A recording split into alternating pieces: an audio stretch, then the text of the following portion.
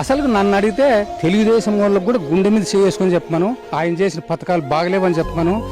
ఖచ్చితంగా వాళ్ళ మనసులో కూడా ఆయన మీద అభిమానం ఉంటుంది. కాకపోతే ఏదో మేము పరిపాలన చేయాలా, మేము మండలంలో పోయి కూర్చోవాలా, అవతల రానియకూడదు, అది తప్పితే 2.5 తల్లే వాళ్ళకు దమ్మల మీద చేసుకొని మొగోడు ఎవడని చెప్పమని ఆయన చేయలేదు.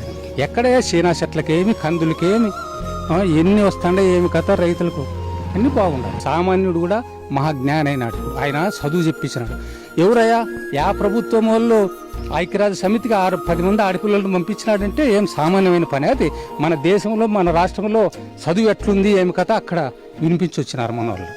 ఈ పొద్దు స్కూల్ లేకపోతే హరిజన పిల్లలు వీళ్ళంతా ఓసీలంతా కాన్వెంట్లు చదివిస్తుంటే హరిజన పిల్లలు సూట్లు బూట్లు వాళ్ళ కుర్చీలు టేబుల్ ఎట్లుండే చూడము ఉత్సాహంగా ఉన్నారు. ఎందుకు వేస్తారే వాళ్ళకు ఏమంటే వాళ్ళు బెదిరించి ఏమంటారు అనుకో, వాళ్ళ సెలవులను బెదిరిస్తారనుకో.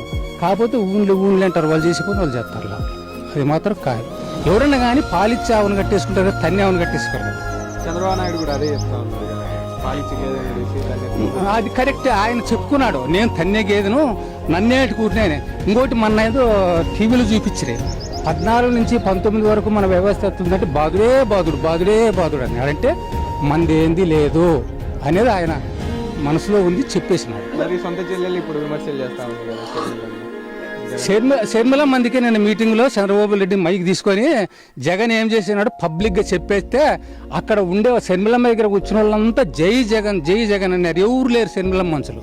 షర్మిలమ్మ రాజశేఖర రెడ్డి కూతురు అని, జగన్మోహన్ రెడ్డికి చెల్లెలని ఏమనిలే, లేకుంటే ఆమెను ఓడుపులాడదు. ఊరిని గౌరవం ఇచ్చినారు, మీటింగ్లు పోతారు అంతే. ఓటు మాత్రం ఆమెకు కూడా వేయరు.